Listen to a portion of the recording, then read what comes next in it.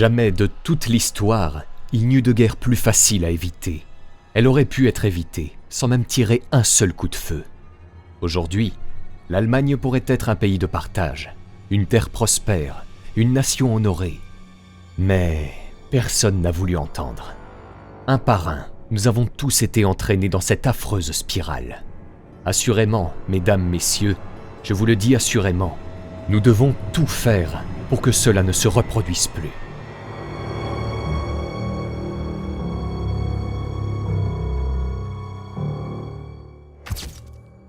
Dans la cour de la forteresse de Spandau, un homme, Rudolf Walter Richard Hess, âgé de 93 ans.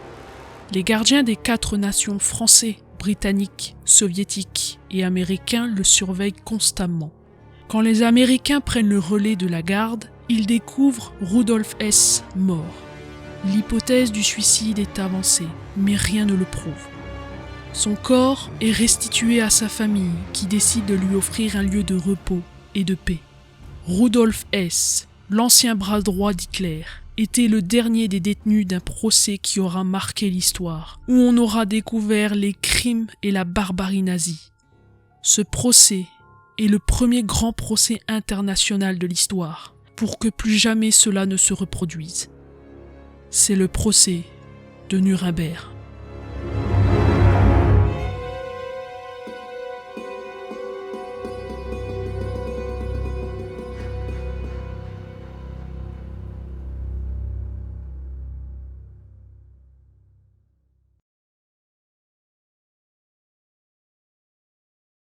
Pendant que l'Europe est occupée par les nazis, des rapports parviennent au Royaume-Uni sur la qualité de vie en Europe. Avant même que les États-Unis n'entrent en guerre, il continue à diriger ses ambassades dans les différents pays d'Europe, et il reçoit des rapports sur les rafles, la déportation de Juifs vers la Pologne, le travail forcé dans les fermes et usines allemandes. Dans les pays non occupés, tels que le Royaume-Uni ou les États-Unis, des noms apparaissent sur des rapports de manière assez récurrente. Ceux d'Hermann Göring, de Rudolf Hess, d'Heinrich Himmler, de Joseph Goebbels, de Julius Streicher et d'Albert Speer. Le 13 novembre 1942, les représentants de 8 gouvernements et le comité de la France libre, qui est exilé en Angleterre, se réunissent au St. James Palace à Londres. Tous sont très attentifs aux crimes perpétrés dans leur pays et ils souhaitent châtier les coupables de ces crimes contre l'humanité, quel que soit le degré de responsabilité des auteurs. Tous souhaitent un procès international après la guerre. En octobre 1943 est créée une commission des Nations Unies pour les crimes de guerre. Ce terme des Nations Unies vient de la conférence de Washington de décembre 1941, qui réunit tous les pays qui se battent contre le nazisme. La commission des crimes de guerre regroupe 17 pays, l'Afrique du Sud, l'Australie, la Belgique, le Canada, la Chine, les États-Unis, la France, la Grèce, les Indes, le Luxembourg, la Nouvelle-Zélande, la Norvège, les Pays-Bas, la Pologne, le Royaume-Uni, la Tchécoslovaquie, le CFLN. L'Union soviétique devait également participer aux réunions, mais elle est souvent absente, car elle doit envoyer des représentants de l'Ukraine, de la Biélorussie, des 3 républiques baltes, de la République carélo-finnoise et de la Russie. Mais pour l'Union soviétique, cela signifie qu'elle va devoir donner l'indépendance à tous ces pays après la libération, ce qu'elle ne veut pas. Cette commission doit enquêter sur les crimes de guerre, mais elle ne dispose d'aucune équipe d'enquêteurs ou de spécialistes pour mener l'enquête. Du coup, elle le fait uniquement via les différents rapports transmis par les divers gouvernements qui eux-mêmes reçoivent des rapports venant de leur pays occupé. En mars 1944, le président de la commission, Cecil Hurst, dira qu'il n'a qu'une douzaine de cas qui peuvent être décrits comme atrocités. Il n'a reçu aucune preuve attestant du massacre des Juifs en Pologne. Pourtant, en juin 1944, Rudolf Werba, avec l'aide de son codétenu Alfred Wetzler, va s'échapper d'Auschwitz pour envoyer un rapport détaillé sur ce qui se passe dans les camps de la mort nazis. Ce rapport sera connu sous le nom de rapport Werba-Wetzler et sera rendu partiellement public fin juin 1944. Lors de la préparation du procès de Nuremberg, la commission constate que ces preuves existent, qu'elles sont entre les mains du gouvernement britannique et qu'elles ne lui sont pas transmises. La commission se pose de nombreuses questions, telles que est-ce que la guerre d'agression peut être considérée comme un crime selon la loi internationale? Les crimes d'un gouvernement contre son propre peuple peuvent-ils être considérés comme crimes contre l'humanité relevant d'une justice internationale? Les juristes préparent ces questions pour le futur procès de Nuremberg. Les accords de Londres fixent le statut international de Nuremberg. Mais la commission n'en est qu'à ses débuts et son travail doit faire coopérer 4 nations, la France, le Royaume-Uni, l'Union soviétique et les États-Unis. Ensemble, ils devront préparer le procès des grands criminels dans une seule et même ville.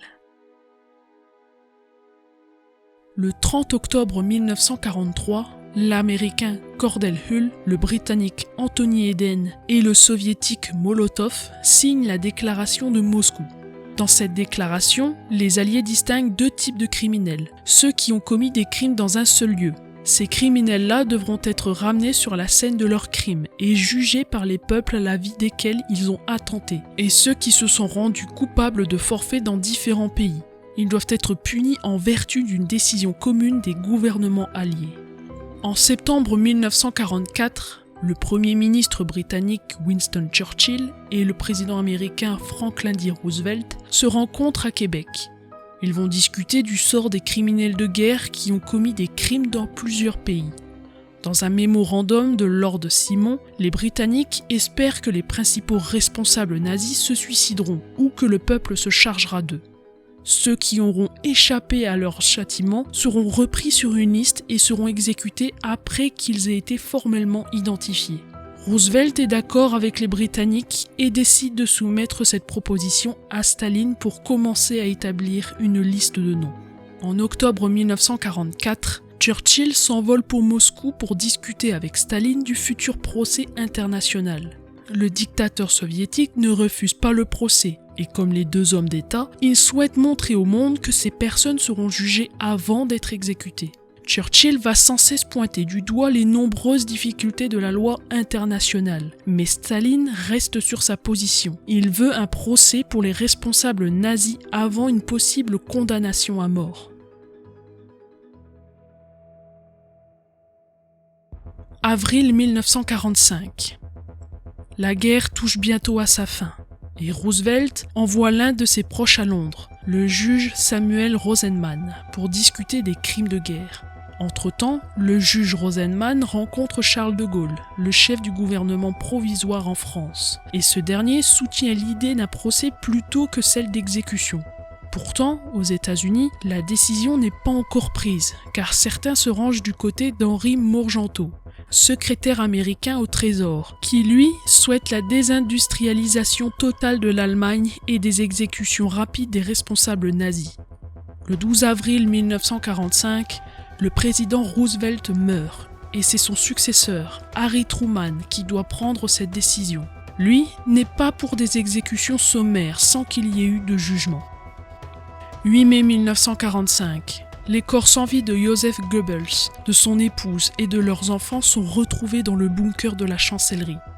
Selon certains témoins, Adolf Hitler se serait également suicidé et aurait fait disparaître son corps pour qu'on ne le retrouve jamais. Les vœux du Royaume-Uni ont été exaucés. Même s'ils sont contre un procès, ils acceptent de se plier aux souhaits des autres pays qui souhaitent un jugement international. Le 2 mai 1945, le président Truman nomme Robert Jackson procureur général du futur procès qui se met tout doucement en place et souhaite qu'il prépare ce procès de A à Z. Le procureur Jackson va démontrer au monde entier que les États-Unis n'ont rien fait d'illégal quand ils ont aidé leurs alliés pendant la guerre. Dans un premier rapport qu'il remet à Truman, Jackson écrit : Le procès que nous entamons contre les principaux inculpés a trait au plan de domination nazi et non aux actes individuels de cruauté qui se sont produits hors de tout plan concerté. Notre procès doit constituer un historique bien documenté de ce qui était, nous en sommes convaincus, un plan d'ensemble, conçu en vue d'inciter à commettre des agressions et des actes de barbarie qui ont indigné le monde. Nous ne devons pas oublier qu'à l'époque où les nazis proclamaient audacieusement leurs plans, ceux-ci étaient tellement extravagants que le monde refusa de les envisager sérieusement. 20 juin 1945. L'équipe américaine, bien qu'elle soit pléthorique, arrive à Londres pour négocier très rapidement un accord qui permette la mise en route du procès, et elle prépare le matériel documentaire rassemblé à Washington et à Paris. La délégation de Jackson doit travailler avec la délégation conduite par l'attorney général Sir David Maxwell Fyfe, mais celui-ci sera remplacé par Sir Hartley Shawcross, en raison de la défaite de Churchill aux élections. 2 questions sont abordées. La première, faut-il un grand procès ou plusieurs procès? La seconde, dans l'acte d'accusation, faut-il souligner les crimes de guerre ou le complot nazi pour dominer le monde? Les Américains souhaitent un procès axé sur l'accusation de complot, car les accusés seront limités et les preuves seront peu nombreuses, mais elles seront décisives. Ils souhaitent accuser des organisations qui ont été des instruments du complot, tels que le cabinet du Reich, le corps des chefs politiques du parti, le haut commandement des forces armées allemandes, l'OKW, l'ASS, l'ASA et la Gestapo. Les Britanniques ne s'opposent pas à l'idée des Américains, même s'ils souhaitent un procès qui aurait une durée de 2 semaines maximum. Le Foreign Office examine à la loupe la biographie des chefs nazis et propose 10 noms. En tête de liste figure le nom d'Hermann Göring, qui s'est personnellement rendu aux Américains. Il est surtout le seul haut dignitaire nazi à être encore en vie. Heinrich Himmler, habillé en paysan, a été reconnu et s'est suicidé avec une capsule de cyanure, échappant ainsi à la justice. Le Reichsmarschall est l'un des premiers compagnons de route d'Hitler. Ils se sont connus en 1922 et Göring a immédiatement adhéré au parti nazi. Il est également auprès d'Hitler lors de la tentative de putsch de 1923 et il devient le chef de la SA. Il va fuir l'Allemagne avant de revenir en 1928 une fois amnistié. En 1932, il devient président du Reichstag, devient ministre sans portefeuille et commissaire du Reich à l'aéronautique.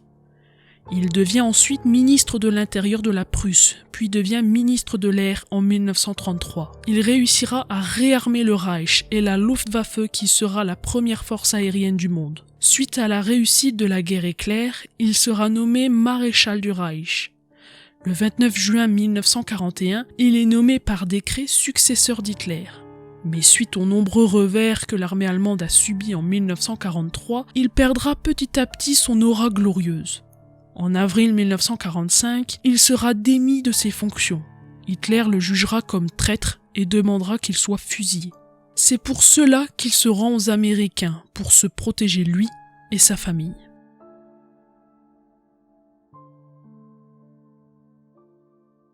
Le deuxième nom sur la liste est Rudolf Hess, l'ancien dauphin d'Hitler, qui a été capturé par les Britanniques le 10 mai 1941. Il voulait leur proposer une paix séparée avec le Royaume-Uni.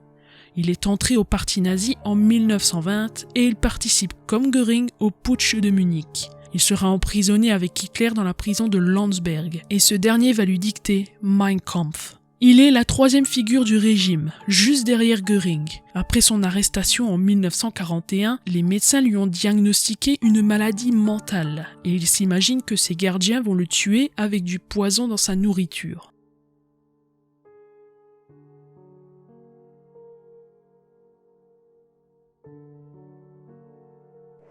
Le 3e nom est Joachim von Ribbentrop, qui a été nommé ministre des Affaires étrangères en 1938, car Hitler était ébloui par sa connaissance des langues étrangères.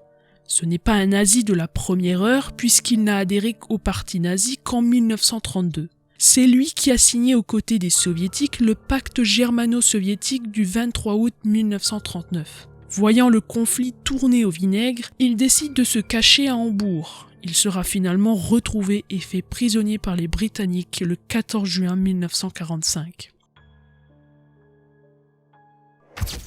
Le 4e est Robert Lee. Il dirigeait le front allemand jusqu'à la fin de la guerre. Il sera membre du parti nazi en 1932 et à la fin de la guerre, il va s'enfuir dans les Alpes bavaroises, caché dans un chalet qui n'est pas très loin de Berchtesgaden et où il sera arrêté par les Américains.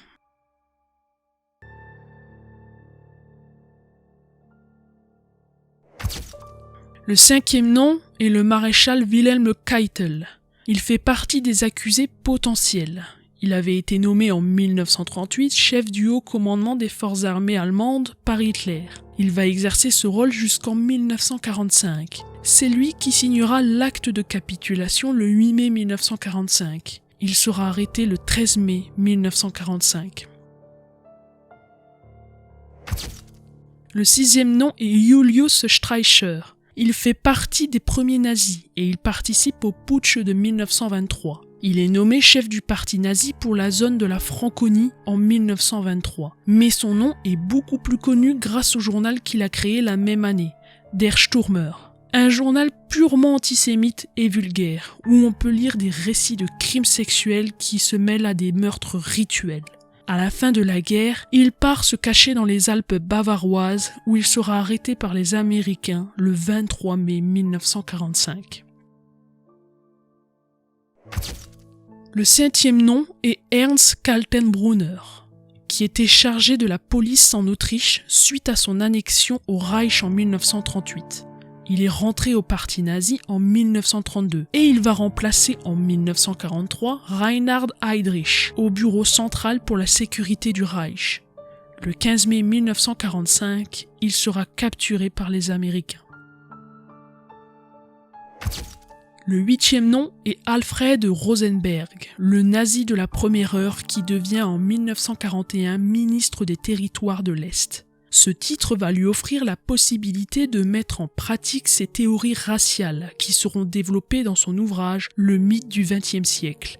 Les Anglais vont le découvrir dans l'hôpital de la marine à Flensburg, où il est soigné pour une foulure à la cheville.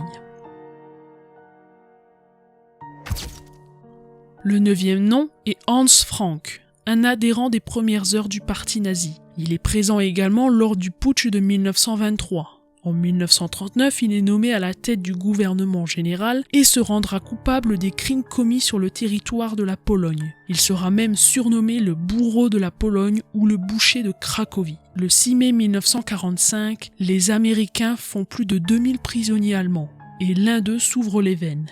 Il s'avère que c'est Hans Frank. Le dixième nom qui clôture la liste britannique est Wilhelm Frick, qui était ministre de l'Intérieur du Reich et deviendra protecteur de la Bohême-Moravie en 1941. Les Américains n'ont aucune liste de suspects à présenter et ils acceptent pour le coup la liste des Britanniques. Mais ces derniers vont rallonger la liste des suspects en y notant 6 nouveaux noms. Hjalmar Schacht, qui était le directeur d'État. Mais suite à l'attentat du 20 juillet 1944, il sera arrêté et envoyé dans divers camps de concentration. Il sera arrêté en 1945 par les Américains en Autriche. Arthur Seyss-Inquart, un nazi autrichien qui devient en mai 1940 commissaire aux Pays-Bas et à la Belgique. Il sera intercepté par les Canadiens en mai 1945. L'amiral Dönitz, qui était le commandant en chef de la Kriegsmarine de 1943 à 1945 et qui sera nommé président par Hitler la veille de son suicide. Il deviendra donc son successeur à la tête du Troisième Reich. À la fin du mois de mai 1945, il sera arrêté par les Américains. Mais les Britanniques, après avoir lu son journal, ne sont pas convaincus de sa culpabilité dans les crimes qu'a commis le Reich. Walter Funk, successeur de Hjalmar Schacht à la tête de la Reichsbank et ministre de l'économie, est considéré par les Britanniques comme l'un des instigateurs du pillage économique par le Reich. Il est arrêté à Berlin le 11 mai 1945. Albert Speer est l'architecte favori d'Hitler qui a succédé à Todt au ministère de l'Armement après sa mort le 8 février 1942. Il est arrêté par les Britanniques à Flensburg-Moorvik. Baldur von Schirach, adhérent au parti nazi dès ses débuts, qui sera chef des jeunesses du Reich allemand en juin 1933 et sera chargé de l'encadrement de la jeunesse hitlérienne dans le but d'inculquer des principes idéologiques. En 1945, il se cache dans le Tyrol et finalement envoie une lettre au commandant américain. C'est de mon propre gré que je me rends aux autorités alliées. Ainsi, j'aurai la possibilité de répondre de mes actes devant un tribunal international. Il sera donc arrêté par les Américains en juin 1945.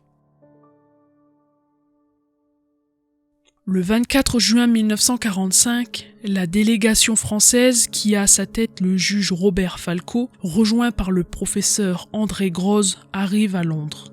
Le lendemain, c'est la délégation soviétique conduite par le général Nikitchenko et le professeur Trenin qui arrive à son tour à Londres. Il faudra 2 mois pour que les 4 nations s'entendent enfin sur ce procès. En effet, les Américains exposent leur accusation, celle de crime contre la paix, mais les Français et les Soviétiques ne sont pas d'accord sur ce terme, car pour eux, les nazis ont mené la guerre d'une façon criminelle. Mais les 2 juges soviétiques et français sont d'accord pour la mention d'accusation de crime de guerre, parce que la France et l'Union soviétique ont été durement touchés par les crimes. Les discussions vont encore une fois tourner en rond, car les soviétiques souhaitent que le procès se tienne à Berlin, dans leur zone d'occupation. Les Américains refusent. Le 2 août 1945, la situation se débloque et Nikitchenko accepte la proposition des Américains. Le complot fera partie des chefs d'accusation et le procès se tiendra à Nuremberg, là où le nazisme est né. Le 8 août 1945 sont signés les accords de Londres qui légitiment le statut du tribunal militaire international. L'accord entre le gouvernement provisoire de la République française et les gouvernements des États-Unis, du Royaume-Uni de Grande-Bretagne et l'Irlande du Nord, et de l'Union des républiques socialistes soviétiques concernant la poursuite et le châtiment des grands criminels de guerre des puissances de l'Axe. Je ne vais pas vous lire tous les articles, car il y en a 8. Mais le but était de juger des criminels de guerre qui avaient commis des crimes à plusieurs endroits différents ou ceux qui ont fait partie de l'organisation nazie. 4 chefs d'accusation sont retenus. Ceux de plan concerté ou complot, crimes contre la paix, crimes de guerre et crimes contre l'humanité. Le mot juif n'est pas prononcé. Pourtant, la persécution qu'ont subi les Juifs sont un crime contre l'humanité. Pour faire entrer ces nombreux massacres au procès, il aurait fallu les considérer comme un acte militaire mis en œuvre par les Allemands pour atteindre leurs objectifs de guerre. Le chef de la délégation britannique, Sir David Maxwell Fyfe, a bien saisi la clé du problème. La préparation inclurait, selon moi, des actes comme le fait de terroriser et de tuer leur propre population juive afin de préparer la guerre. C'est-à-dire des actes préliminaires commis à l'intérieur du Reich dans le but d'enrégimenter l'État en vue d'une agression et d'un embrigadement. Ce serait politiquement important pour nous, parce que les mauvais traitements infligés aux Juifs ont scandalisé la conscience de notre peuple, et j'en suis sûr, des autres Nations Unies. Mais nous devions prendre cela en considération à un moment donné, et je pensais que c'était couvert par cet acte dans la préparation de ce dessein. Je voulais simplement préciser que nous y pensions, parce que j'ai été contacté par diverses organisations juives et que j'aimerais leur donner satisfaction si possible. Je songe seulement au traitement général des Juifs tel qu'il s'est révélé faire partie du plan général d'agression. Robert Jackson rejoint les propos britanniques. Il existe, depuis des temps immémoriaux, un principe général selon lequel, en temps ordinaire, les affaires internes d'un autre État ne nous regardent pas. Autrement dit, la façon dont l'Allemagne traite ses habitants, ou dont n'importe quel pays traite les siens, n'est pas plus notre affaire qu'il n'appartient aux autres États de se mêler de nos problèmes. Nous estimons justifiable que nous intervenions ou tentions de châtier des individus ou des États seulement parce que les camps de concentration et les déportations poursuivaient un plan ou une entreprise concertée de livrer une guerre injuste à laquelle nous avons été amenés à participer. Nous ne voyons aucune base sur laquelle nous soyons justifiés de nous en prendre aux atrocités qui étaient commises à l'intérieur de l'Allemagne, sous le régime allemand ou même en violation du droit allemand par les autorités de l'État allemand. Selon les propos du professeur André Grosz, qui représentait la France avec Robert Falco, il avait proposé que les persécutions soient reconnues comme un crime indépendant. Car pendant le procès, les décrets contre les Juifs jusqu'au commencement de la guerre n'auront aucun lien commun. Le procès sera réalisé de manière équitable. Les accusés pourront avoir un avocat de leur choix pour les défendre. Désormais, avant l'ouverture du procès qui doit avoir lieu, les 4 délégations réunissent les preuves, rédigent les actes d'accusation et définissent la liste des accusés. Par ailleurs, suite à la conférence de Potsdam, celle-ci doit être publiée avant le 1er septembre 1945. Le 23 août, la délégation rajoute 5 nouveaux noms. Fritz Sauckel, connu pour avoir exécuté le plan pour le service du travail obligatoire. Alfred Jodl, chef de l'état-major de la Wehrmacht. Fritz von Papen, ambassadeur à Vienne et Ankara. Konstantin von Neurath, ancien ministre des Affaires étrangères et protecteur de Bohême-Moravie. Et l'amiral Erich Raeder, ancien dirigeant de la Kriegsmarine jusqu'à sa démission. On ajoute à la liste Gustav Krupp et son fils Alfred, et une autre personne dont personne ne sait si elle est vivante ou morte, Martin Bormann. Et sous la pression des soviétiques, on ajoute Hans Fritzsche, un collaborateur de Goebbels, au ministère de la Propagande. La liste est rendue publique le 29 août 1945, et elle contient 24 noms. L'avocat de Gustav Krupp intervient et annoncera avec un certificat médical que Krupp ne peut être présent lors des audiences ou être interrogé, car il a un ramollissement astério-sclérotique progressif du cerveau. Le procureur Jackson prend l'acte de l'impossibilité à comparaître de Gustav Krupp, mais il ne souhaite pas renoncer puisque ce dernier a aidé l'effort de guerre allemand. Le procureur Jackson propose de substituer Alfred à Gustav. Cette requête sera acceptée par le procureur soviétique Prokofsky et français François de Menton, mais les juges rejettent la requête. La liste des organisations qui comprend le cabinet du Reich, le corps des chefs politiques du parti nazi, la SS, la Gestapo, la SA, l'état-major général et le haut commandement des forces armées est ajoutée à la liste des accusés. 18 octobre 1945. Le tribunal tient sa séance inaugurale à Berlin, car selon l'article 22 du statut, elle prévoit que le siège permanent du tribunal se trouve à Berlin et que le procès se déroulera à Nuremberg. La première séance est présidée par le général soviétique Nikitchenko, mais cette première séance est plutôt brève. Elle permet de remettre au tribunal l'acte d'accusation et aux inculpés des copies du statut, les actes d'accusation et des documents afférents. Lors de cette séance inaugurale, la présidence du procès est attribuée au Britannique Lawrence. Un mois plus tard, le procès de Nuremberg s'ouvre. Edgar Faure, le procureur adjoint français, écrit : La ville de Nuremberg m'a paru comme une vaste superficie couverte d'ondulations inégales.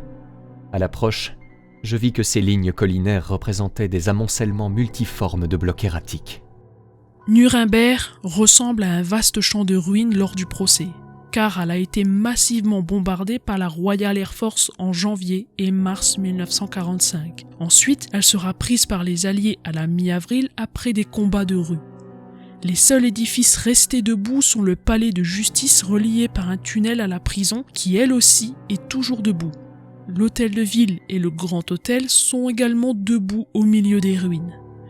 C'est ce qui a motivé à choisir cet endroit. Ce n'est pas exactement à cause des lois antisémites adoptées en 1935, ni à cause des meetings du parti nazi qui avaient lieu chaque année à Nuremberg. Le général Nikitchenko aurait dit au juge américain Biddle : J'ai l'impression que les pilotes de vos bombardiers songeaient déjà au procès. Ils n'ont épargné que le palais de justice.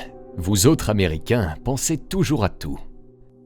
L'armée américaine va rétablir l'électricité, le téléphone, l'eau, la circulation des tramways. Nuremberg deviendra une ville internationale. La délégation française et une partie des Britanniques logent dans le village voisin de Zirndorf. Le mur du club français est orné d'une large fresque qui représente la place de la Concorde. Ce lieu deviendra un lieu de sociabilité de la communauté internationale qui est réunie autour du procès. Les journalistes du procès qui viennent de partout dans le monde seront logés dans la demeure du grand industriel du crayon Faber. Edgar Faure dira : C'est là que nous recevions les visiteurs qui, par un roulement ininterrompu, venaient depuis les capitales victorieuses faire une brève incursion dans cette enclave consacrée à la justice et à l'histoire. Tous les soirs, il y a un spectacle. Ensuite, il y a un orchestre qui joue et l'on voit des personnes danser au son de la musique. J'éprouvais quelques surprises à voir le président de la cour, M. Lawrence, qui semblait sortir d'une illustration de Dickens, lever haut la jambe comme l'impliquait une figure de la danse à la mode.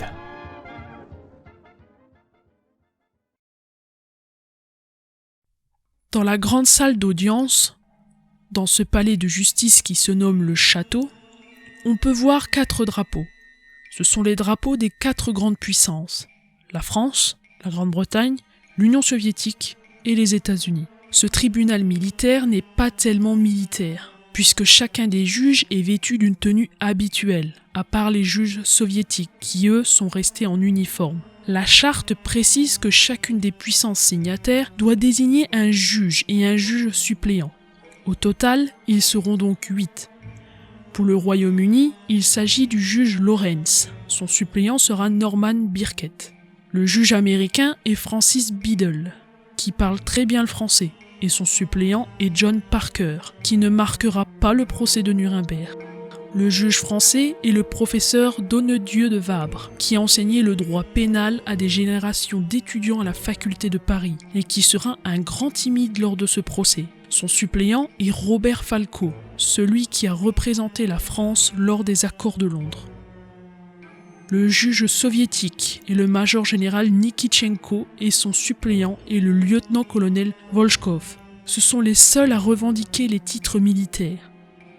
Les juges vont rester entre eux, ce qui est pour eux le prix pour une justice honnête. Le ministère public va siéger à gauche des juges.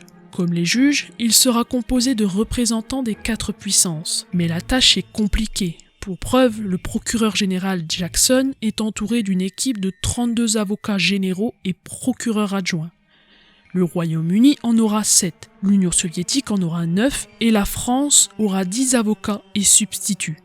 Le procureur général Robert Jackson dominera ce procès contrairement au juge Lawrence, qui ne fait pas l'unanimité. Passons maintenant à la présentation des procureurs, qui sont pour le côté britannique l'attorney général Sir Hartley Shawcross et Sir David Maxwell Fyfe. Mais ce dernier va constamment le représenter lors du procès, car Sir Hartley Shawcross, qui doit siéger au gouvernement, est souvent retenu à Londres. Les procureurs soviétiques sont le général Rudenko et son adjoint le colonel Pokrovski, qui sont habillés comme leurs juges en uniforme militaire et qui vont se mêler que très rarement à la micro-société internationale de Nuremberg. Du côté français, en premier, c'est François de Menthon qui est le procureur général. Mais en janvier 1946, Charles de Gaulle se retire et François de Menthon devient ministre de la Justice. Il doit quitter son siège au procès de Nuremberg. Il est remplacé par Auguste Champetier de Ribes, un grand avocat civiliste de Paris qui travaillera aux côtés de ses adjoints Edgar Faure et Charles Dubost, avocat à la cour d'appel d'Aix-en-Provence. Serge Fuster, alias Casamayor, est l'un des 4 substituts.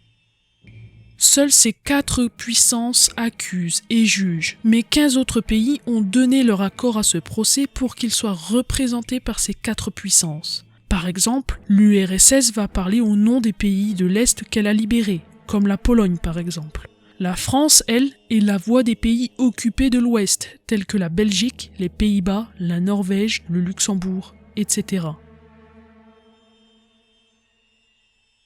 20 novembre 1945, à 10h. Les accusés entrent dans le tribunal par groupe de 3 et sont amenés par les policiers américains casqués et gantés de blanc qui vont se ranger derrière eux une fois qu'ils seront installés. Les accusés vont s'installer par ordre d'accusation qui correspond à leur hiérarchie. Premier rang, à gauche, Hermann Göring, assis à côté de lui, Rudolf Hess, puis Joachim von Ribbentrop, puis Wilhelm Keitel, Kaltenbrunner, enfin quand sa santé le lui permet, car il a été victime d'une attaque cérébrale. Au cours du procès, ceux qui ne se sont pas présentés mais qui vont rejoindre le premier rang sont Rosenberg, Frank, Frick, Streicher, Funk et Chart. Tous les autres seront au second rang. Sur les 24 noms, seuls 21 sont présents. Ainsi, Gustav Krupp a été retiré de la liste. Robert Lee, lui, s'est suicidé dans sa cellule avant l'ouverture du procès. Martin Bormann est toujours introuvable au moment du procès. Mais on sait aujourd'hui qu'il a trouvé la mort lors de sa tentative de fuite pendant les derniers jours de la bataille de Berlin. Un nom figure également sur la liste et qui n'est pas présent, celui d'Adolf Hitler. Les soviétiques ont toujours gardé le mystère sur sa disparition. Le juge Geoffroy Lawrence fait une courte déclaration lors de l'ouverture du procès. Le procès qui va commencer est unique dans les annales du droit mondial et d'une importance extrême pour des millions de personnes du monde entier. Pour ces raisons, à tous ceux prenant part à ce procès, incombe la grande responsabilité d'accomplir leur devoir sans crainte et sans partialité, selon les principes sacrés du droit et la justice. Sidney Alderman, le procureur adjoint des États-Unis, présente les 4 chefs d'accusation. Le numéro 1 est le plan concerté ou complot. Le numéro 2 est celui de crime contre la paix. Le numéro 3, celui de crime de guerre. Et le numéro 4, celui de crime contre l'humanité. À chaque audience, l'entrée est la même, comme le décrit Joseph Kessel, un écrivain témoin du procès. Les militaires claquent les talons. Les civils se serrent les mains. Les uns sourient, d'autres ont les traits soucieux. Certains visages ne montrent aucune expression. Ils s'assoient, s'installent, causent entre eux ou leurs défenseurs. Mais aucun de ces hommes, dont je scrute les figures avec une avidité passionnée, aucun ne porte sur le front ou dans les yeux la moindre trace, le moindre reflet, la plus petite justification de leur gloire passée ou du terrifiant pouvoir qui fut le leur. Un froncement de sourcils de Göring faisait alors trembler l'Allemagne, et l'Autriche, et la Bohême, et la Norvège et les Pays-Bas. Le voilà accoudé, le dos rond. Son uniforme gris clair qui tire sur le blanc sale flotte autour de lui. Son visage meurtri ressemble à celui d'une vieille femme méchante. Il y a un an, Ribbentrop jouait encore au souverain dans les capitales occupées. Aujourd'hui, il est hagard, les yeux vides, ses cheveux gris en désordre. Son défenseur apprend au tribunal que depuis 4 mois, il ne dort qu'avec des doses massives de bromure. Il y a un an, Kettel dirigeait des millions d'hommes en armes accrochés au territoire de France, d'Italie, de Pologne, de Belgique et de Hollande. Sans étoiles, sans décoration. Il claque des talons comme un de ces sous-officiers, âgés, usés, râpés, qui traînaient dans nos villes occupées. Il y a un an, Streicher disposait du sang de tous les juifs à qui les chambres à gaz, les fours crématoires et les camps infernaux avaient laissé un souffle précaire et toujours menacé. Aujourd'hui, Streicher n'est plus qu'un petit vieillard traqué. Ils sont tous serrés les uns contre les autres, tous aussi insignifiants ou vulgaires ou médiocres.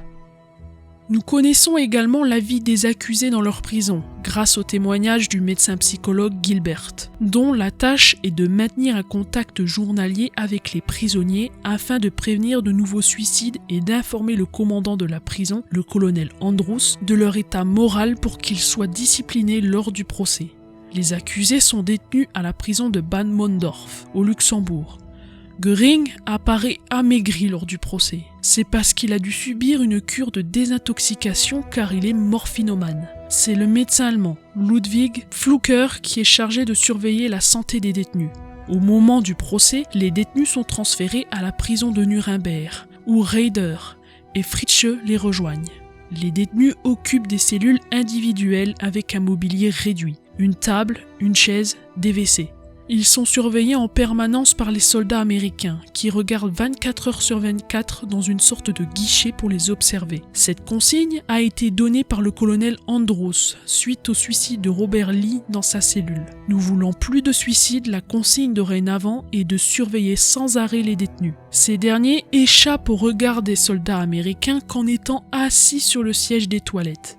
Les détenus peuvent recevoir et envoyer des lettres, se promener dans la cour de la prison. Par ailleurs, ils ont reçu la consigne de ne pas se parler lors de leur promenade quotidienne. Ils se retrouvent lors des repas ou au tribunal. Chacun d'entre eux a pu choisir un avocat sous condition que ce ne soit pas un ancien nazi. Les organisations criminelles ont reçu un avocat commis d'office. Mercredi 21 novembre. Respectant l'article 24 du statut, le président du tribunal, le juge Lorenz, demande aux inculpés s'ils veulent plaider coupables ou non coupables. Le premier à répondre est Hermann Göring, qui a promis aux autres inculpés de faire une déclaration. À l'appel de son nom, il se lève et avance. Avant de répondre à la question du tribunal si oui ou non je suis coupable, j'ai annoncé que les accusés n'étaient pas autorisés à faire une déclaration. Vous devez plaider coupable ou non coupable. Au sens de l'acte d'accusation, je me déclare non coupable. C'est au tour de Rudolf Hess qui déclare. Non, cette réponse sera considérée comme une déclaration de non-culpabilité. Suite à la phrase du président, les accusés commencent à rire, ce à quoi il répond. Je préviens les perturbateurs que s'ils persistent à troubler l'audience, ils seront expulsés. Le juge Lawrence a marqué le procès de son autorité, qui sera essentiel pour la suite. Tous les autres accusés à l'appel de leur nom se déclareront non coupables. Le procureur Jackson doit lire son réquisitoire. Il s'en sort brillamment, car son discours a marqué dès le début le procès de Nuremberg.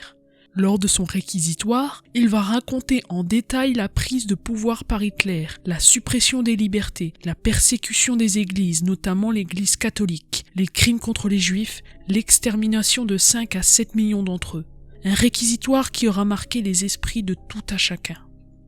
Le procès va s'appuyer sur les preuves écrites, sur les témoignages, les documents allemands comme des comptes rendus, des rapports officiels, des projets, des notes personnelles et même des transcriptions dactylographiques de conversations téléphoniques interceptées par la Gestapo. Certains fonctionnaires n'ont apparemment pas obéi aux ordres d'Hitler quand il donna l'ordre de détruire les dossiers compromettants du Reich. Tous ces documents ont été examinés, triés, classés, traduits, photocopiés, polycopiés, etc. Tout cela est distribué aux avocats des accusés. Certains retards de distribution donneront lieu à divers incidents.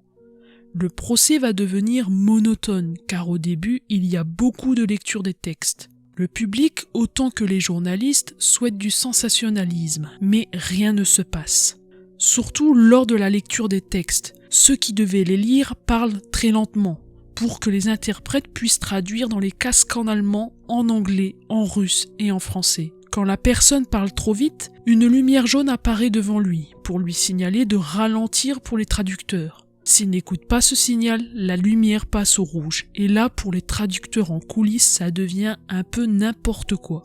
Une chose importante à savoir, c'est le président du tribunal qui choisit quel document peut être lu ou non. Les avocats vont préparer des livres entiers de documents, mais la lecture de certains documents n'est pas accordée. Comme le traité de Versailles par exemple, annoncé comme sujet tabou, ou l'entrée en guerre de l'URSS. Les avocats allemands qui défendent les accusés n'ont d'ailleurs pas le droit de montrer ce que les Alliés ont pu commettre pendant la guerre, comme les bombardements intensifs sur les populations civiles. Au début du procès, tous ceux qui assistent apportent le même témoignage, un procès ennuyeux, où on peut voir les accusés derrière leurs lunettes noires somnoler sur leur banc. Un début de procès qui commence très mal.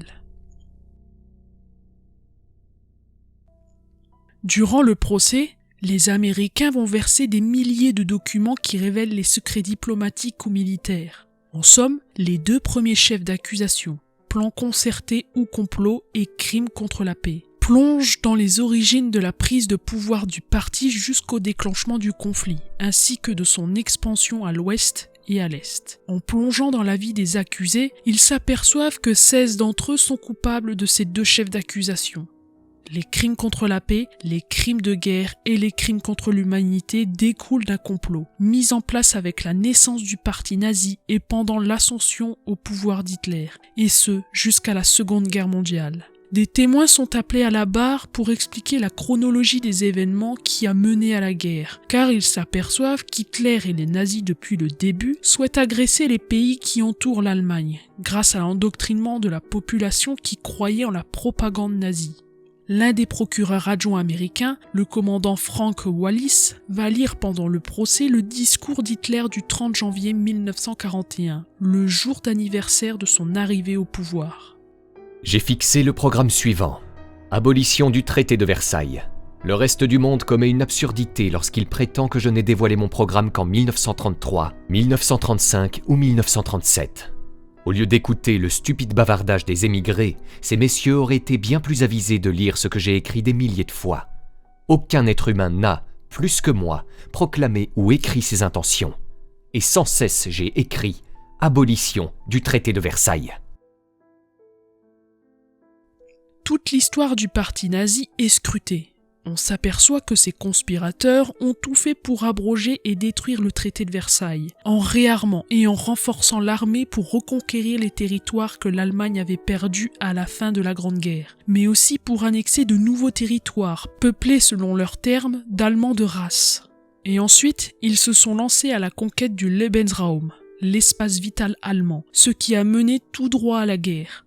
Plusieurs doctrines qui ont été utilisées pour le complot sont divulguées pendant le procès. La première est celle de la race des seigneurs. Elle signifie qu'il faut qu'un Allemand prouve ses origines. Si ses arrière-grands-parents sont juifs, il n'est pas considéré comme de race pure. Et les juifs, eux, même s'ils ont la nationalité allemande, ne peuvent pas être membres de la race.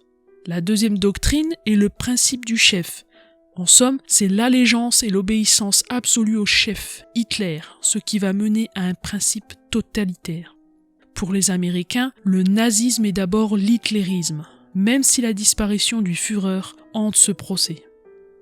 Le commandant Wallis raconte le putsch de Munich, qui est également appelé putsch de la brasserie, le 9 novembre 1923, et qui marque la fin d'une époque et le début d'une autre. Il souligne l'implication d'Hermann Göring et de la SA pour prendre le pouvoir afin d'instaurer une dictature. Le putsch ayant échoué, Hitler est emprisonné et il profite de sa captivité pour écrire Mein Kampf avec l'aide de Rudolf Hess. Le livre est édité en 1925. Dans toute l'Allemagne. L'accusation américaine détaille l'ascension au pouvoir d'Hitler, qui sera nommé chancelier le 30 janvier 1933 par le président Paul von Hindenburg.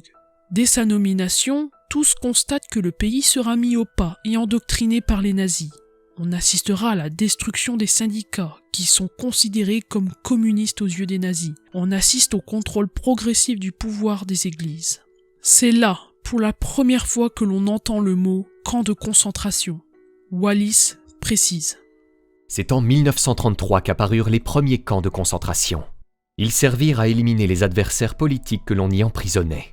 C'était l'internement de protection. Ce système de camps de concentration se développa à l'intérieur de l'Allemagne. On parle également pendant le procès de la nuit des longs couteaux, où Hitler fait assassiner Röhm, chef de la SA, la section d'assaut, que selon les archives, Himmler et Heydrich voyaient comme un danger, ainsi qu'une partie des autres chefs de la SA. Ils ont donc inventé une tentative de putsch d'Ernst Röhm pour renverser Hitler et prendre le pouvoir, alors qu'en réalité, Röhm était un fidèle à Hitler. La persécution des Juifs est abordée, présentée comme l'un des éléments du plan nazi en vue de l'asservissement de l'Allemagne. L'action anti-juive, effectuée à l'intérieur de l'Allemagne, avait pour seul but de mettre à exécution la politique de race supérieure et de rassembler des éléments dissidents sous la bannière nazie. Il est précisé dans les documents préparés pour le procès que les accusés Göring, Hess, Rosenberg, Frank, Frick, Streicher, Funk, von Schirach, Bormann et d'autres ont tous joué un rôle important dans la publicité faite autour d'un programme visant à persécuter les Juifs. Les Américains poursuivent leurs accusations avec la création des jeunesses hitlériennes, dans lesquelles les jeunes étaient endoctrinés et où ils apprenaient que la guerre était une activité noble. Pour les Américains, si l'on suit toutes ces accusations, on peut comprendre que le complot avait pour but de commettre tous ces crimes de 1920 à 1945. Pendant le procès, Göring, responsable de la création de la Luftwaffe, est fier de dénoncer son implication lors de la préparation de la guerre. Il assume son rôle de commandant en chef, sa responsabilité dans le réarmement et dans le fait qu'il a poussé Hitler à intervenir en Espagne pour mettre à l'épreuve la jeune armée de l'air allemande. Malgré tout ce qui vient d'être précisé, pour les juges, la thèse du complot est rejetée, car pour eux, même s'il y a eu des crimes à l'intérieur du pays avant la guerre, cela ne regarde pas le tribunal international. Effectivement, Hitler, quand il a eu les pleins pouvoirs, a eu le droit de diriger son pays comme il l'entendait et avec les moyens dont il disposait. Pour sauvegarder la thèse du complot, les juges demandent que des documents sur des plans particuliers de guerre soient retrouvés, afin de mettre en accusation les hauts responsables nazis. Un premier document est alors présenté au tribunal, qui cette fois atteste du complot. Ce document porte le nom de protocole Hossbach. Il stipule que le 5 novembre 1937, Hitler réunissait à la chancellerie du Reich Hermann Göring, commandant en chef de la Luftwaffe, Erich Raeder, commandant en chef de la marine, Neurath, ministre des Affaires étrangères, et von Blomberg, ministre de la guerre, et Fritzsche, commandant en chef de l'armée de terre. Cette conférence était tellement secrète qu'il n'y a eu aucun compte-rendu. Alors comment le tribunal a-t-il eu cette preuve entre ses mains ? Parce que le lieutenant-colonel Hossbach, l'officier d'ordonnance personnel d'Hitler, a repris des informations de cette conférence sur papier. En somme, cette conférence explique l'inquiétude d'Hitler de voir le sol allemand se détériorer à cause de l'emploi d'engrais artificiels. Il va alors exposer l'idée de retrouver un nouvel espace vital pour l'agriculture. Cela ne doit pas être dans les colonies allemandes, mais quelque part en Europe. Selon les propos d'Hitler, l'espace nécessaire ne peut être recherché qu'en Europe. Il ne s'agit pas de se rendre maître de population, mais de s'emparer de territoires utilisables pour l'agriculture. Les buts de guerre sont clairement exprimés par Hitler, et ce dernier souhaite conquérir un espace qu'il juge vital pour l'Allemagne, et non soumettre des populations. L'objectif du dictateur est défini. La conquête de l'espace vital, le moyen d'y parvenir, c'est la guerre.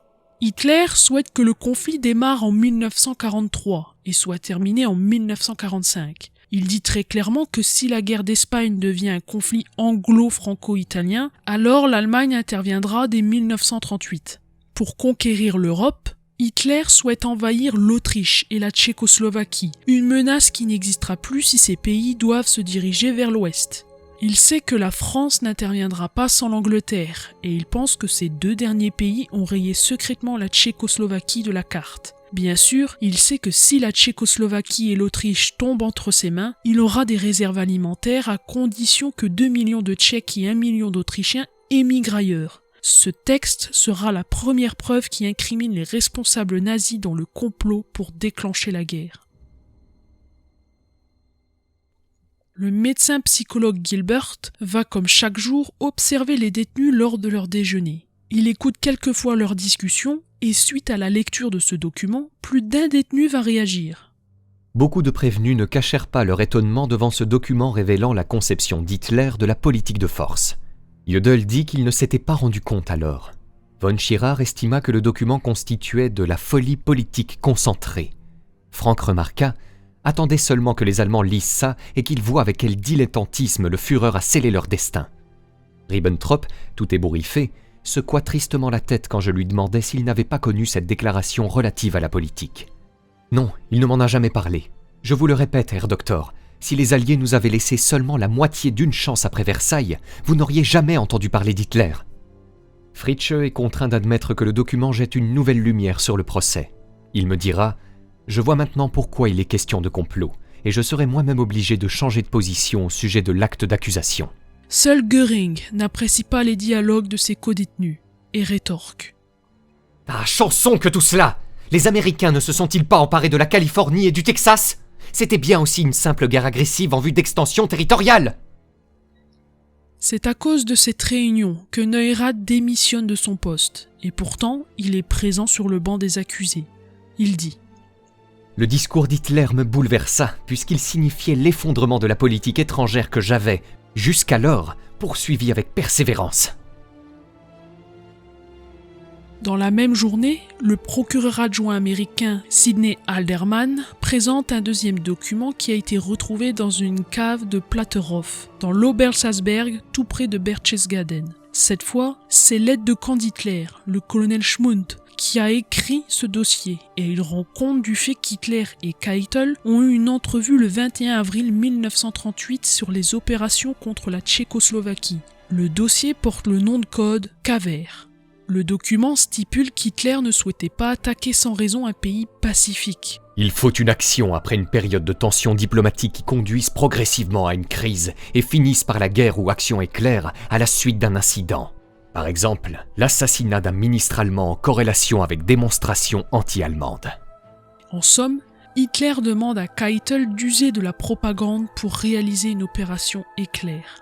Les Américains vont également montrer des preuves sur les préparatifs de l'attaque contre la Pologne et l'Union soviétique.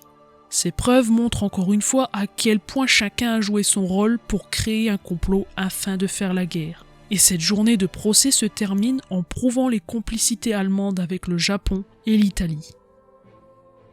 Le lendemain, le procès revient sur l'Anschluss.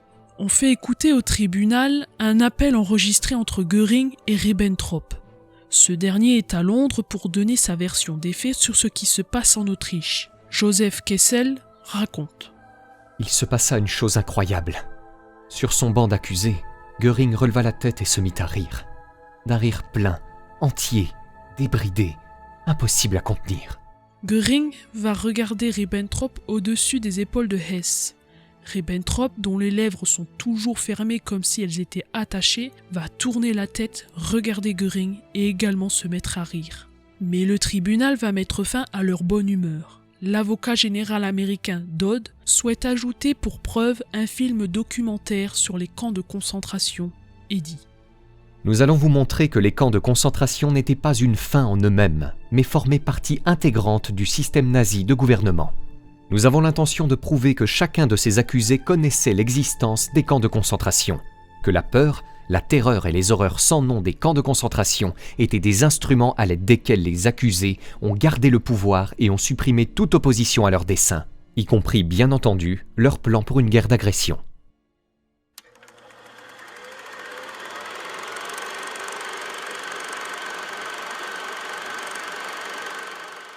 Le film est désormais projeté. C'est en réalité un montage que les Américains ont réalisé lorsqu'ils ont filmé les camps de concentration qu'ils libéraient. Un silence lourd et pesant inonde la salle. Le docteur Gilbert, lors de la projection, observe les accusés et note. Frank hoche la tête quand le film est authentifié et présenté. Fritzsche, qui n'avait encore vu aucune partie de la bande, est déjà pâle et frappé de stupeur quand viennent les scènes montrant des prisonniers brûlés vifs dans une grange. Keitel s'essuie le front, enlève ses écouteurs. Hess regarde fixement l'écran, ayant l'air d'un vampire. Keitel regarde l'écran du coin de l'œil. Von Neurath penche la tête, il ne regarde pas. Funk se couvre les yeux des mains, a l'air à l'agonie, secoue la tête. Von Ribbentrop ferme les yeux, se détourne. Saukel s'éponge. Frank avale sa salive, cligne des yeux, essayant de refouler ses larmes. Fritzsche regarde avec une attention extrême, les sourcils froncés, cramponné à son siège. Göring s'appuie à la balustrade, ne regardant pas la plupart du temps, l'air découragé. Dönitz se tient la tête penchée, il ne regarde plus. Saukel frémit à la vue du four crématoire de Buchenwald. Quand on montre un abat-jour en peau humaine, Streicher dit « Je ne crois pas ça ». Göring tousse, maintenant Dachau. Rosenberg s'agite toujours, se penche en avant, regarde autour de lui, se penche en arrière, baisse la tête. Fritzsche, pâle, se mordant les lèvres, semble à l'agonie. Dönitz se cache la tête dans les mains. Keitel penche maintenant la tête. Frick secoue la tête, l'air incrédule quand une doctoresse décrit le traitement et les expériences infligées à des prisonniers à Belsen. Puis le film se termine. Après le film, Hess fera savoir qu'il ne le croit pas. Göring tente de le calmer, car lui-même se dit choqué par ce qu'il a vu. Les autres ont du mal à y croire également, parce que tous pensent que ces atrocités ont été commises à la fin de la guerre et qu'il n'est certainement pas possible que des millions de personnes soient mortes dans les camps de concentration. Un silence pesant règne toujours dans la salle, où la plupart des personnes commencent à dévisager les accusés qui, eux, partent de la salle d'audience. La réalité du régime nazi a été pour la première fois révélée au grand jour. Le lendemain, le premier témoin de l'accusation, le général Erwin Lausen, adjoint de Canaris à l'Abwehr, le service de renseignement allemand, est le premier témoin à comparaître et son témoignage va glacer le sang de pas mal de monde lors de cette audience, surtout quand il va expliquer l'opération Himmler. L'Abwehr a dû trouver des uniformes, des équipements et des cartes d'identité polonaises. Il racontera qu'ils ont servi pour des détenus des camps de concentration qui seront utilisés pour attaquer la station de radio de Gleiwitz, le 31 août 1939. Hitler a pu, grâce à cette mascarade, lancer son offensive sur la Pologne le 1er septembre 1939. À la fin de la journée, l'avocat de Rudolf Hess va déposer une requête stipulant que son client est incapable de se défendre car il a des troubles de la mémoire. Hess souhaite s'exprimer et ce qu'il va dire va choquer même les journalistes présents. Je dispose désormais de ma mémoire dans mes rapports avec le monde extérieur. C'est pour des raisons tactiques que j'ai simulé une perte de mémoire. Seule ma capacité de concentration est à vrai dire un peu réduite. Toute mon aptitude à suivre le procès, à me défendre, à me poser des questions, n'en est nullement affectée. Le second chef d'accusation est présenté par le procureur général de Grande-Bretagne, Lord Shawcross, qui commence son réquisitoire par une citation d'Hitler. Je donnerai un prétexte pour déclencher la guerre, qu'il soit vrai ou faux. Lorsque nous serons vainqueurs, personne ne nous demandera si nous disions la vérité ou non. Lorsque l'on déclenche une guerre, ce n'est pas le droit qui compte, mais la victoire. C'est le plus fort qui a le droit pour lui. Shawcross doit démontrer la nature même du crime contre la paix, en violant des traités qui avaient été fixés à l'époque pour que plus personne ne subisse la guerre. Comme il le rappelle, la Société des Nations est née lors du traité de Versailles, et les Allemands croyaient autant que les autres pays que la Première Guerre mondiale était la der des der. Mais le procureur montre comment Hitler a violé tous les traités que l'Allemagne avait signés pour une paix internationale. Il parlera également de l'invasion de la Norvège, du Luxembourg, de la Belgique, les Pays-Bas et la France.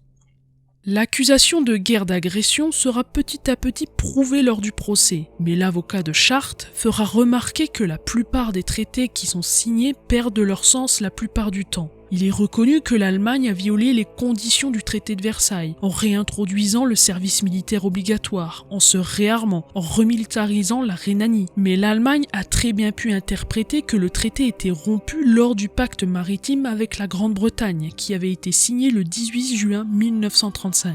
Il insistera sur le fait qu'on ne peut pas en vouloir à la confiance que le peuple, ou même les accusés ont manifesté à Hitler. Car pour eux, il a permis à l'Allemagne de retrouver sa valeur et sa grandeur au sein de l'Europe. Et il signalera que lors des Jeux Olympiques de 1936 qui se tenaient à Berlin, les délégations étrangères ont salué Hitler avec énormément d'enthousiasme. L'avocat de Neurath, Otto Freier, lui, ira beaucoup plus loin dans ses propos en accusant la France d'avoir développé à l'époque une politique pour encercler l'Allemagne. En somme, les avocats souhaitent pointer du doigt les responsabilités démocratiques des pays qui entouraient l'Allemagne avant que la guerre ne soit déclenchée. Pendant le procès, on parle également de l'inaction de la France et de l'Angleterre lors de la campagne de Pologne le 1er septembre 1939. Et le procès prouvera que si ces deux puissances étaient intervenues tout de suite, l'issue de la guerre aurait été différente. Keitel lui-même témoignera au procès à propos de l'inaction de la France et de l'Angleterre. Nous, soldats, nous nous étions toujours attendus à une attaque des puissances occidentales, c'est-à-dire de la France, durant la campagne de Pologne. Nous fûmes très surpris qu'à l'ouest, hormis quelques escarmouches entre la ligne Maginot et le mur de l'ouest, il ne se fût rien passé. Je le sais pertinemment, il y avait sur le front ouest, depuis la frontière des Pays-Bas jusqu'à Bâle, en tout et pour tout, que 5 divisions, non compris les faibles effectifs qui occupaient les ouvrages fortifiés du mur de l'ouest.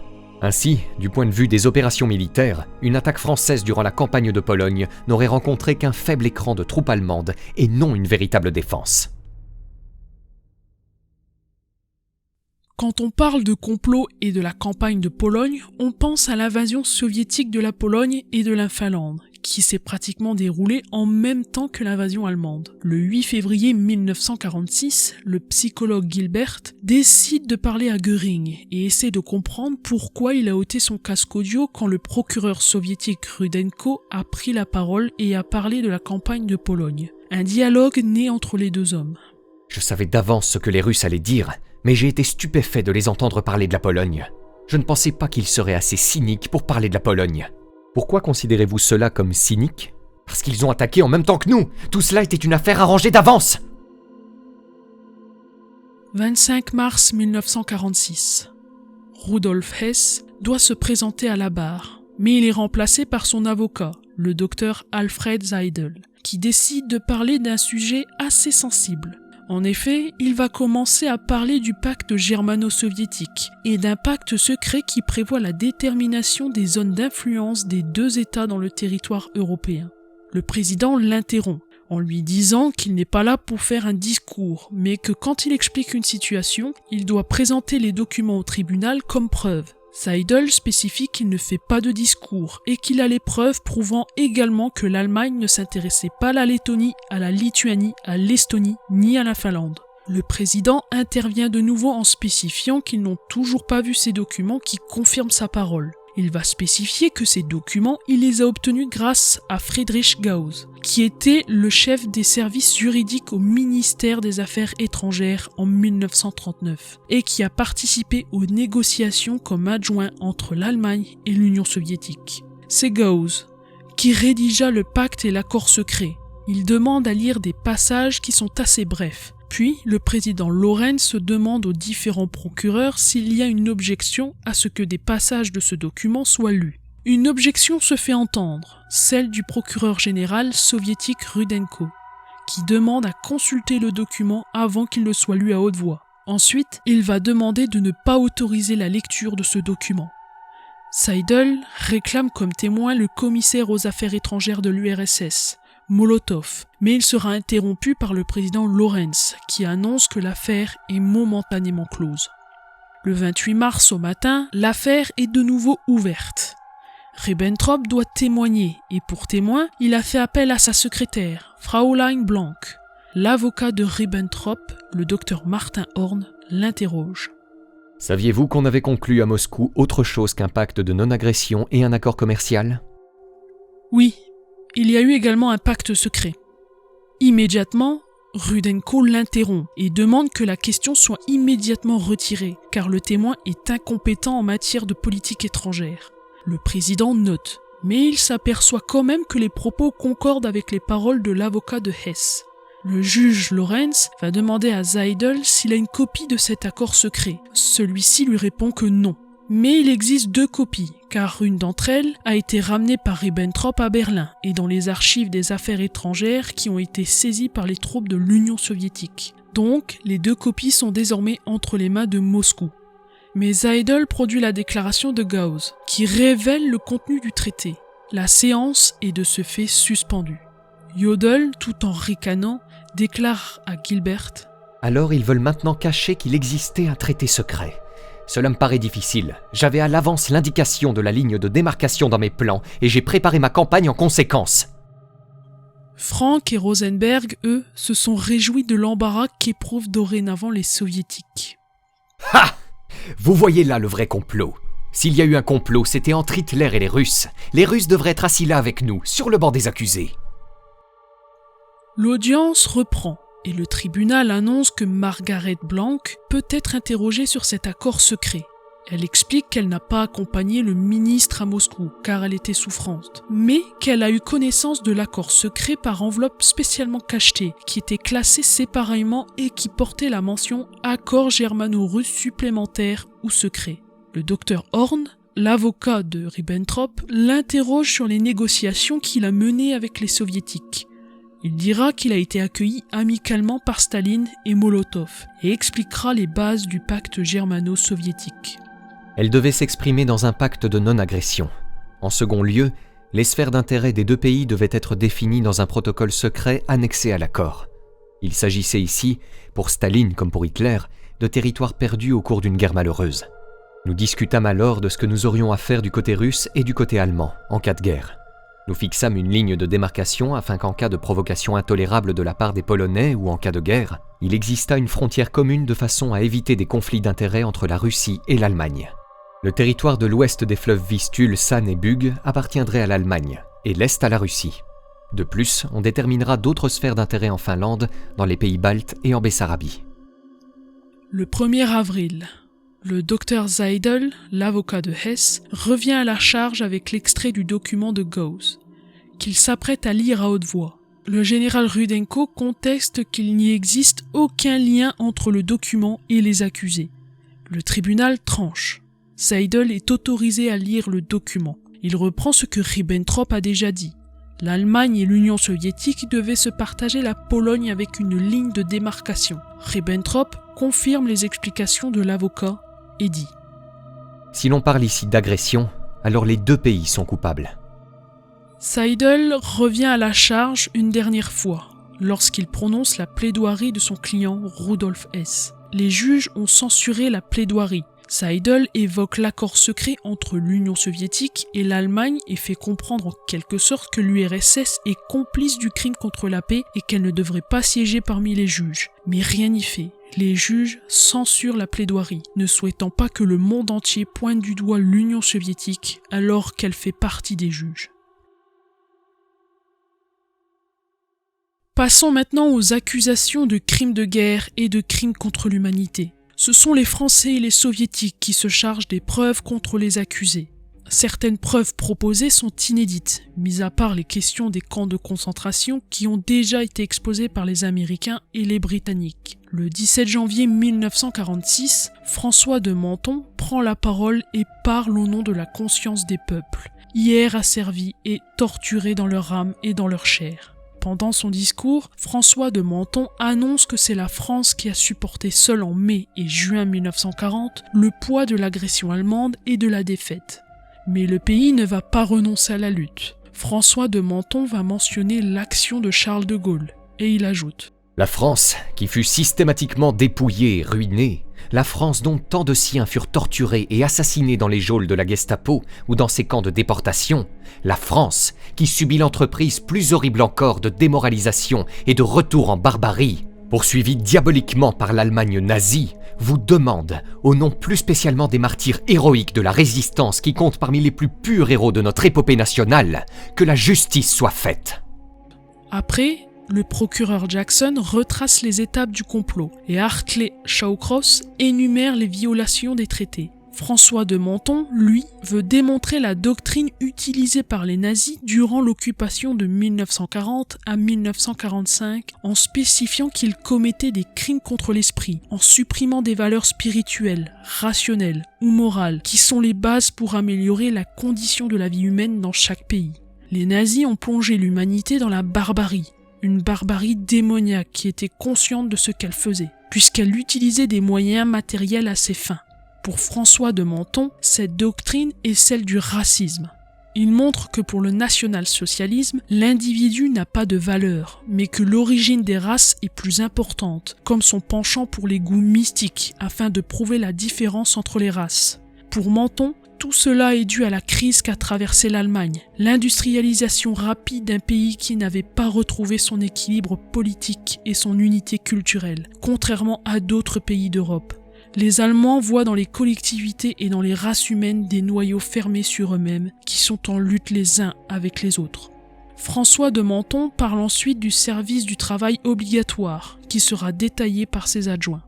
Par cette institution, l'Allemagne se proposait d'utiliser au maximum le potentiel des populations asservies afin de maintenir au niveau nécessaire la production de guerre allemande.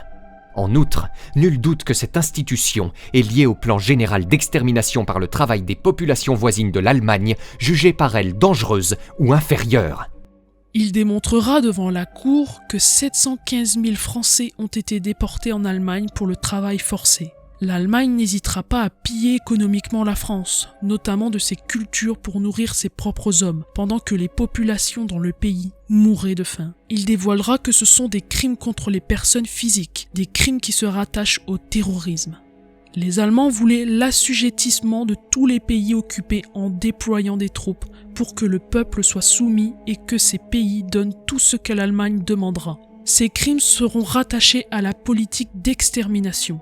Menthon va mentionner les exécutions d'otages, par exemple ceux de Chateaubriand et du Mont-Valérien, les tortures et les assassinats commis contre la population. Mais le crime le plus retenu et le plus tristement mémorable est celui commis à l'égard des populations en internant ou déportant dans les camps de concentration de l'Allemagne.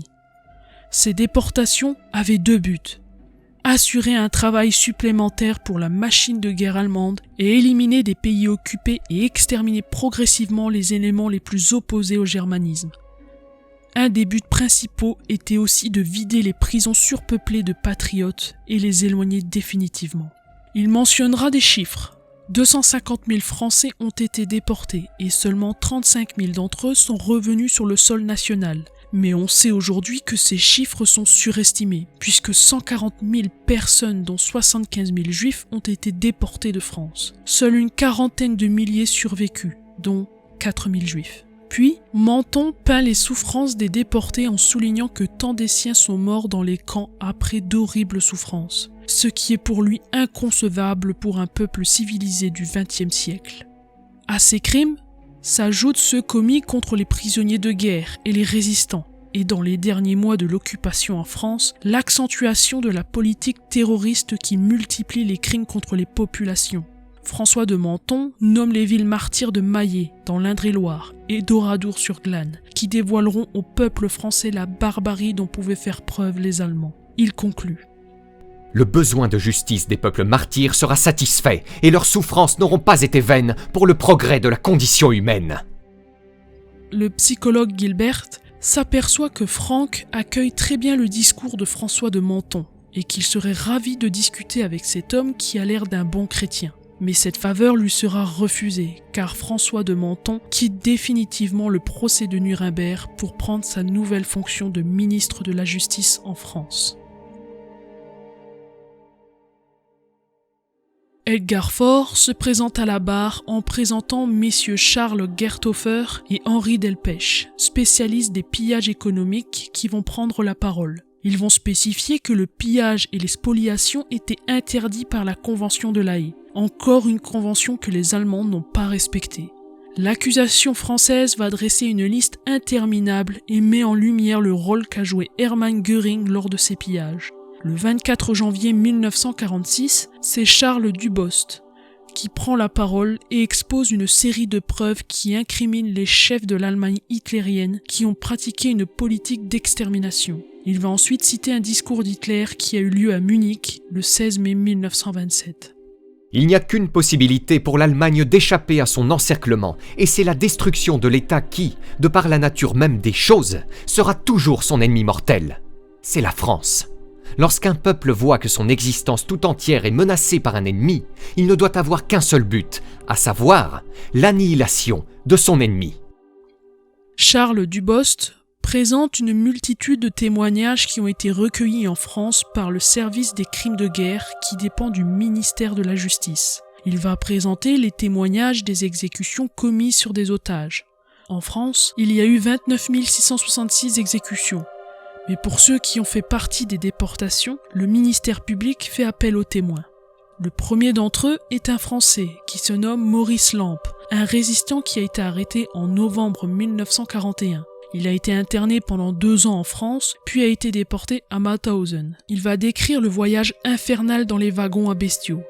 Le convoi, contenant 1200 Français, arrive le 25 mars 1944. Ensuite, tous ont dû travailler dans une carrière qui se situe non loin du camp. Le 28 janvier 1946, Marie-Claude Vaillant, couturier, est présentée à la barre. C'est la première femme qui va témoigner, et son témoignage va affecter pas mal de personnes lorsqu'elle va raconter son histoire. Elle est arrêtée le 9 février 1942 par la police française de Pétain, qui au bout de 6 semaines la remet aux autorités allemandes. Elle sera transférée à la prison de la Santé où elle restera pendant 5 mois. Puis au fort de Romainville, et le 25 janvier 1943, elle partira pour une destination inconnue où elle sera en compagnie de 230 femmes. Charles Dubost la questionne sur l'origine sociale de toutes ces femmes. Elle répond « Des intellectuels, des institutrices, un peu de toutes les conditions sociales. Mais Politzer était médecin.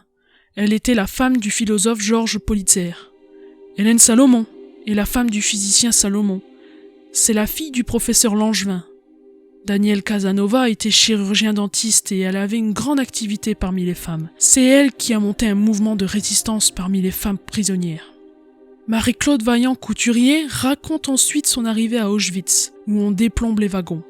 Les gardes SS dirigent les femmes vers Birkenau, une annexe du camp principal d'Auschwitz. Ensuite, elles doivent passer la désinfection, la tonte des cheveux et le tatouage du numéro sur l'avant-bras gauche. Elle va décrire les conditions de vie affreuses à l'intérieur de ce camp, l'appel, les morts, le travail, les pseudo-expérimentations médicales, dont notamment la stérilisation. Charles Dubost va l'interroger sur les conditions de vie des Juifs et sur ce qui se passait. Marie-Claude Vaillant-Couturier va décrire la sélection dont elle a été témoin quand elle travaillait au bloc de la couture, qui se trouvait en face de la rampe, près de laquelle les trains s'arrêtent. Quand un convoi de Juifs arrivait, on sélectionnait d'abord les vieillards, les vieilles femmes, les mères et les enfants, qu'on faisait monter dans des camions, ainsi que les malades et ceux qui paraissaient de constitution faible. On ne prenait que les jeunes femmes et les jeunes gens qu'on envoyait au camp des hommes. Il arrivait en général sur un transport de 1000 à 1500 personnes, qu'il en entrait rarement plus de 250, et c'est tout à fait un maximum dans le camp. Le reste était directement dirigé au gaz. Ensuite, elle explique l'arrivée des Hongrois, qui étaient environ 700 000 selon elle. qui tous ont été emmenés à la mort. Puis elle raconte qu'elle a été transférée au camp des femmes à Ravensbrück. Le président du tribunal éprouve un sentiment de déjà entendu. Il lui pose cette question.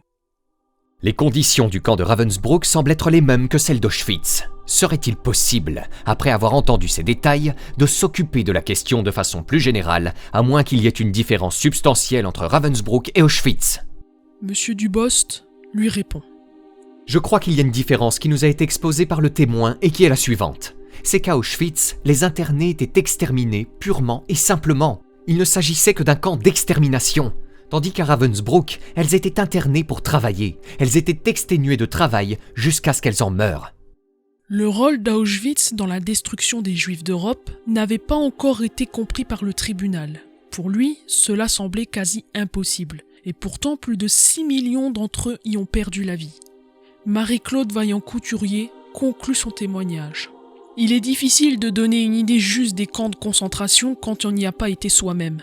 Parce qu'on ne peut citer que les exemples d'horreur. Mais on ne peut pas donner l'impression de cette lente monotonie, et quand on demande qu'est-ce qui était le pire, il est impossible de répondre, parce que tout était atroce. C'est atroce de mourir de faim, de mourir de soif, d'être malade, de voir mourir autour de soi toutes ses compagnes, sans rien pouvoir faire, de penser à ses enfants, à son pays qu'on ne reverra pas. Et par moments, nous nous demandions même si ce n'était pas un cauchemar tellement cette vie nous semblait irréelle dans son horreur. Nous n'avions qu'une volonté pendant des mois et des années. C'était de sortir à quelques-unes vivantes pour pouvoir dire au monde ce que c'est que les bagnes nazis. Partout, à Auschwitz, comme à Ravensbrück, et mes compagnes qui ont été dans d'autres camps rapportent la même chose. Cette volonté implacable d'utiliser les hommes comme des esclaves, et quand ils ne peuvent plus travailler, de les tuer. Hans Marx, l'avocat qui représente les SS, interroge à son tour le témoin. Comment pourrez-vous expliquer que vous-même ayez pu passer à travers tout cela et que vous soyez revenu en bonne santé ? Marie-Claude Vaillant-Couturier répond. D'abord, j'ai été libérée il y a 1 an. En 1 an, on a le temps de se remettre. Ensuite, j'ai été 10 mois, comme je l'ai indiqué, en quarantaine. Et j'ai eu de la chance de ne pas mourir du typhus, bien que je l'ai contracté et que j'ai été malade pendant 3 mois et demi. D'autre part, à Ravensbrück, les derniers temps, comme je connais l'allemand, j'ai travaillé pour faire l'appel du Revier. Et je n'avais donc pas à subir les intempéries. Sur les 230 femmes déportées à Auschwitz, seules 49 en sont revenues. Donc, j'ai eu de la chance de revenir. Hans Marx revient ensuite sur le chiffre de 700 000 juifs déportés de Hongrie que la témoin a cité précédemment. Car selon les rapports d'Adolf Eichmann, les services de la Gestapo ont notifié que 350 000 juifs de Hongrie avaient été déportés. Il affirmera que tout ce que dit la témoin n'est pas toujours la vérité. Le psychologue Gilbert notera qu'Hermann Göring minimisera le témoignage de Marie-Claude Vaillant-Couturier et se demandera combien de fois elle a pu répéter son témoignage depuis sa libération. Rosenberg suivra Göring dans ses propos. Fritzsche, lui, en revanche, se réjouit. Vous auriez dû voir le spectacle qu'offrait un avocat de la défense et dans l'accusation. Quelle question stupide! Discuter pour savoir si c'était 700 000 ou 350 000 Français qui avaient été assassinés. Elle lui a naturellement répliqué en plein visage « Je ne discuterai pas avec la Gestapo ». C'était là la bonne réponse et une réponse à droite. Petite précision quand même. Fritzsche pense que c'était des déportés français dont il parlait, mais en réalité c'était les chiffres des déportés hongrois. D'autres témoins, victimes des camps de concentration, viendront témoigner à la barre pour raconter leur récit, dont François Bois, un réfugié espagnol reporter-photographe, qui a réussi pendant sa captivité à prendre des photos de Mauthausen qu'il présentera au tribunal.